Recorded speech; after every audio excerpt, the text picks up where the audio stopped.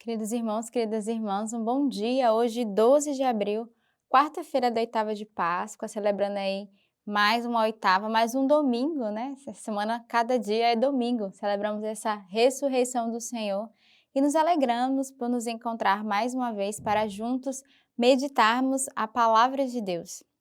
As leituras hoje da nossa igreja, a primeira leitura do Atos dos Apóstolos. Pedro e João estavam subindo ao templo para a oração da hora nona.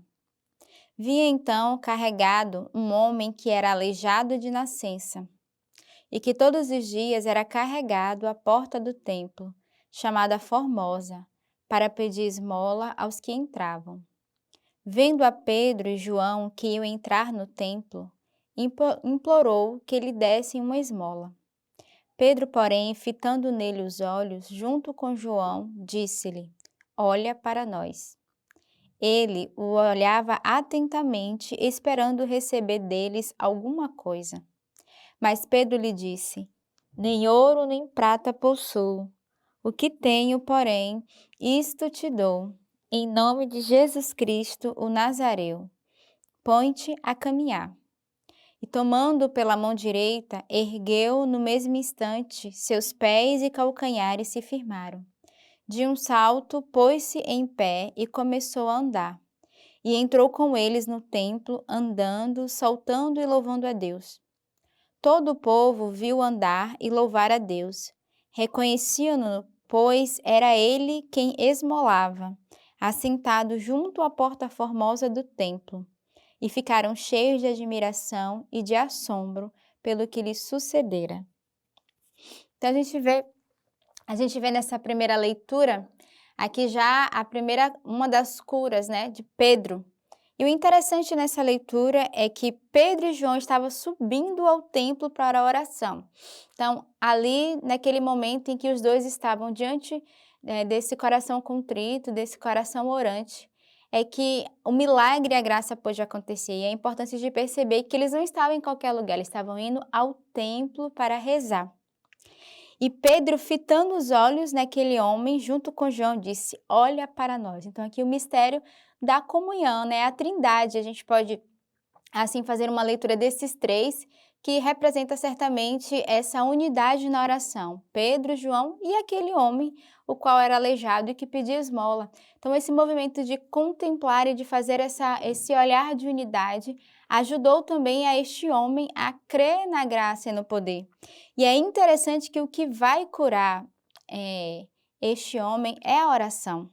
E Pedro, quando pede para ele olhar para ele, o homem pensava, ele vai me oferecer algo, né? Ele vai me oferecer alguma coisa, ele estava à espera, talvez, de uma esmola ou de um valor. E Pedro que vai dizer, nem ouro, nem prata possuo. O que tenho, porém, isto te dou. Em nome de Jesus Cristo Nazareu, ponte a caminhar. O que é que Pedro ofereceu àquele homem? A sua oração, a sua fé, né? E foi através dessa oração, dessa fé, que curou aquele homem. Então, Pedro ofereceu a ele o que ele tinha de melhor, essa intimidade com Deus, essa intercessão para que a cura e o milagre aconteceu. E tomando ele pela mão e erguendo, imediatamente, né, os seus pés e seu calcanhar se firmaram. Então, a gente percebe aqui a ação do poder da oração. Uma vez que eu manifesto e que eu tomo posse, né, aquele homem, ao fato de pegar na mão, ele tomou posse dessa oração, dessa fé que Pedro tinha ali junto com João, e por isso a cura pôde acontecer na vida deste homem.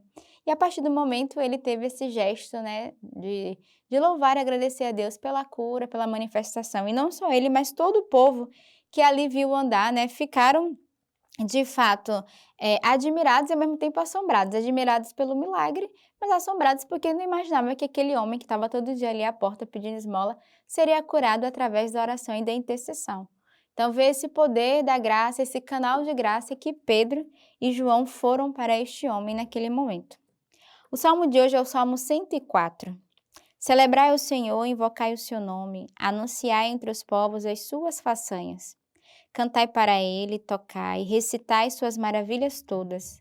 Gloriai-vos com seu nome santo. Alegre-se o coração dos que buscam o Senhor. Procurai ao Senhor e sua força, buscai sempre a sua face. Descendência de Abraão, seu servo, filho de Jacó, seu escolhido. Ele é Senhor nosso Deus, ele governa a terra inteira. Ele se lembra da sua aliança para sempre. Palavra empenhada por 1000 gerações. Aliança que ele fez com Abraão e juramento confirmado a Isaque. Então, celebrai o Senhor, invocai o seu nome e anunciai entre os povos as suas façanhas, os seus prodígios.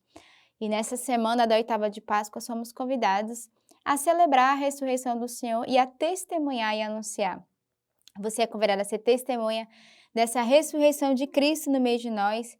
E aqui o salmista ele vai convidar não só a celebrar, mas a cantar, a tocar, a recitar as maravilhas, a gloriar o nome do Senhor e perceber que através desses gestos de louvor e de gratidão, de fato aqui o nosso coração se alegra, porque nós buscamos e nós reconhecemos a bondade e a graça do Senhor. Então somos convidados junto com o salmista a glorificar a esse Deus que nos salva, esse Deus que governa a terra inteira e que governa cada um de nós. O evangelho de hoje é o evangelho de São Lucas, capítulo 24. Eis que 2 discípulos de Jesus viajavam nesse mesmo dia para um povoado chamado Emaús, a 60 estádios de Jerusalém, e conversavam sobre todos esses acontecimentos. Ora, enquanto conversavam e discutiam entre si, o próprio Jesus aproximou-se e pôs-se a caminhar com eles. Seus olhos, porém, estavam impedidos de reconhecê-los. Ele lhe disse: Que palavras são essas que trocais enquanto ides caminhando? E eles pararam com o rosto sombrio. Um deles, chamado Cleófas, lhe perguntou: Tu és o único forasteiro em Jerusalém que ignoras os fatos que nela aconteceram nestes dias? Quais? Disse-lhe ele. Responderam: O que aconteceu a Jesus o Nazareno, que foi um profeta poderoso em obra e em palavra diante de Deus e diante de todo o povo. Nossos chefes de sacerdotes e nossos chefes o entregaram para ser condenado à morte e o crucificaram. Nós esperávamos que fosse ele quem iria redimir Israel. Mas, com tudo isso, faz 3 dias que todas essas coisas aconteceram. É verdade que algumas mulheres que são dos nossos nos assustaram, tendo ido muito cedo ao túmulo, e não tendo encontrado o corpo, voltaram dizendo que tinham tido uma visão de anjos a declararem que ele está vivo. Alguns dos nossos foram ao túmulo e encontraram as coisas tais como as mulheres haviam dito, mas não o viram. Ele então lhe disse: Insensatos e lentos de coração para crer tudo o que os profetas anunciaram. Não era preciso que o Cristo sofresse tudo isso e entrasse em sua glória? E começando por Moisés e por todos os profetas, interpretou-lhes em todas as Escrituras o que a ele dizia a respeito. Aproximando-se do povoado para onde ia, Jesus simulou que ia mais adiante. Eles, porém, insistiram, dizendo: Permanece conosco, pois cai a tarde e o dia já declina. Entrou então para ficar com eles. E uma vez à mesa com eles, tomou o pão, abençoou, depois partiu e distribuiu a eles. Então seus olhos se abriram e o reconheceram. Ele, porém, ficou invisível diante deles. E disseram um ao outro: Não ardia o nosso coração quando ele nos falava pelo caminho, quando nos explicava as Escrituras? Naquela mesma hora levantaram-se e voltaram para Jerusalém. Acharam aí reunidos 11 seus companheiros que disseram: É verdade, o Senhor ressuscitou e apareceu a Simão. E eles narraram os acontecimentos do caminho e como o haviam reconhecido na fração do pão. Tem um evangelho muito conhecido, que é o evangelho dos discípulos de Emaús, que no primeiro momento não reconhecem o Jesus ressuscitado, que estão a caminhar ali cabisbaixo, né, e triste e se questionando diante da ressurreição do Senhor. Eles que ainda não acreditavam profundamente, sabiam da ressurreição, sabiam dos boatos, dos sinais, mas que tinham uma dúvida no coração e ao passar do tempo, ao caminhar com o Senhor, eles de fato perceberam ali que não estavam só, mas que estavam com Jesus.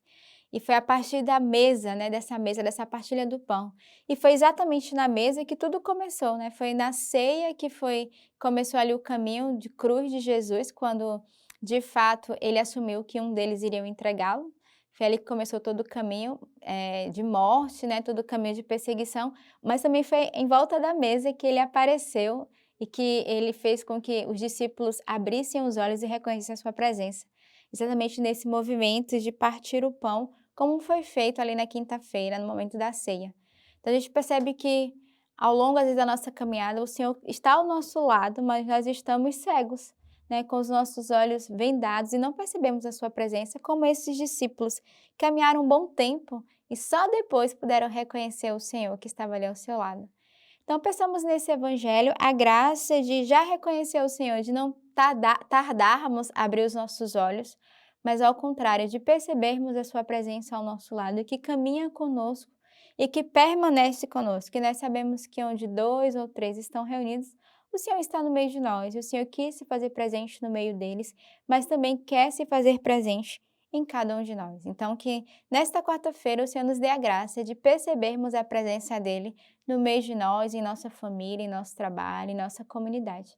Então, tenhamos um santo dia e que Deus os abençoe.